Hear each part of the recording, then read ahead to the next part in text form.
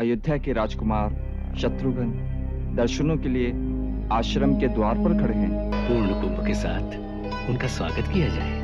हम मथुरा के भावी राजा का स्वागत करते हैं। आपका कल्याण हो। आसन ग्रहण करें राजन। अयोध्या में सर्व मंगल कुशल तो है ना?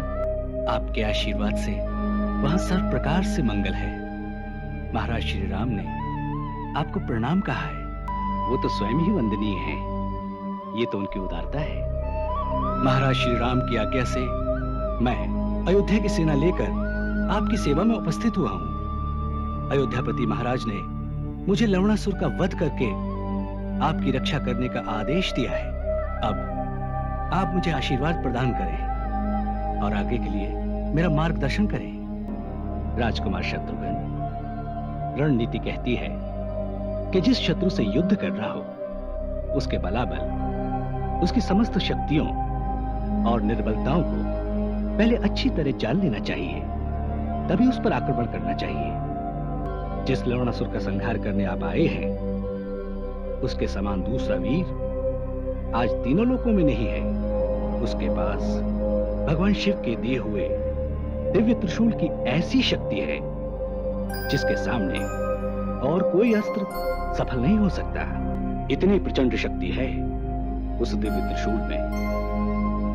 इसलिए जब वो त्रिशूल उसके पास हो उस समय उसे मारना असंभव है। एक ही उपाय है कि आप उसे उस समय युद्ध के लिए ललकारो जब वो त्रिशूल उसके पास ना हो, और ना ही वो अपने महल तक पहुंच सकता हो। वो नित्य प्रातः उस त्रिशूल की पूजा करता है। तत्पश्चात वो नगर से बाहर निकलकर आहार के लिए तपस्वियों और जानवरों को चारों ओर ढूंढता है। उस समय वो त्रिशूल साथ नहीं ले जाता। इसलिए वही एक समय है जब आपको अस्त्र शस्त्र से सुसज्जित होकर नगर द्वार के बाहर उसकी प्रतीक्षा करनी चाहिए।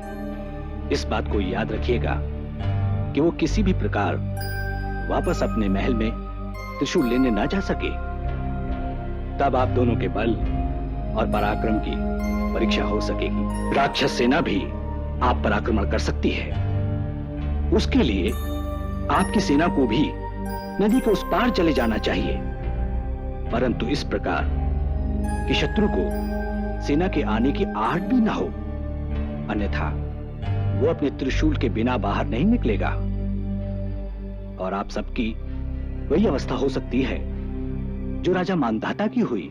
इसलिए आपकी सेना को चुपचाप रात के अंधेरे में ही उस पार पहुंच जाना चाहिए।